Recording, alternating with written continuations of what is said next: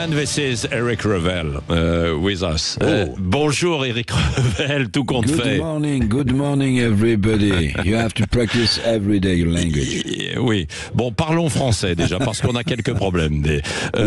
Dites-moi, mon cher Eric Revel, les tarifs des cartes grises vont être revus à la hausse pour l'année prochaine, c'est ça, avec parfois des hausses exorbitantes, hein. Eh ben oui, décidément, rien ne nous sera épargné. Alors, si vous changez de voiture l'année prochaine en 2024, vous échapperez pas, Patrick, à une nouvelle hausse, celle des tarifs.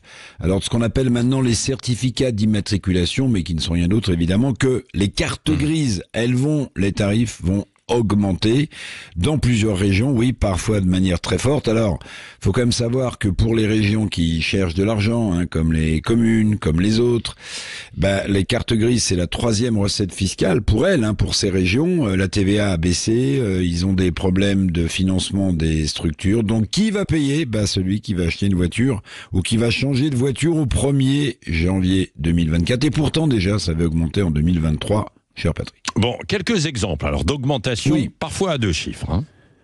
Oui. Alors je vais vous dire par exemple carte grise Île-de-France plus 19%. 19%, c'est une info d'Actu Paris.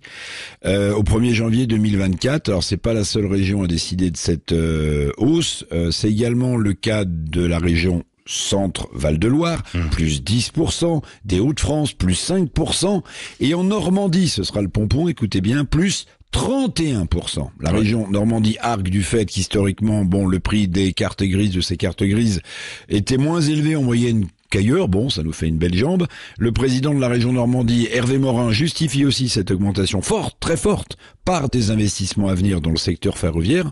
Et puis dans la région Grand Est, son président Franck Leroy me confiait hier soir qu'il n'y aurait pas d'augmentation dans la région Grand Est, c'est-à-dire l'ex-Lorraine-Alsace.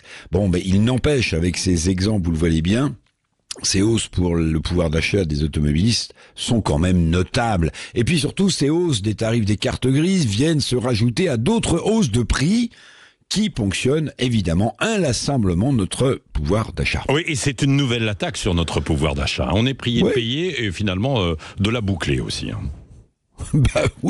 Parce que ce sont toujours, pardonnez-moi, ça fait un peu démago, mais sont toujours les mêmes qui payent. L'augmentation incroyable sur les produits alimentaires, on en a souvent parlé, ça s'appelle l'inflation. La taxe foncière qui s'est envolée dans bien des communes après la suppression de la taxe d'habitation, vous en souvenez, et maintenant les cartes grises. Les Français sont tondus fiscalement et constatent pourtant que la qualité des services publics ne cesse de se dégrader. Des impôts, il en pleut comme à Gravelotte dans tous les sens, et des hôpitaux par exemple, et des services publics de proximité qui sont de plus en plus en difficulté.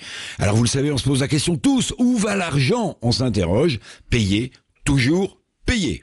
Oui, merci Eric Revel. Alors la région Normandie avait dit qu'ils étaient très bas et donc c'est pour ça aussi qu'ils augmentaient pour se remettre à niveau.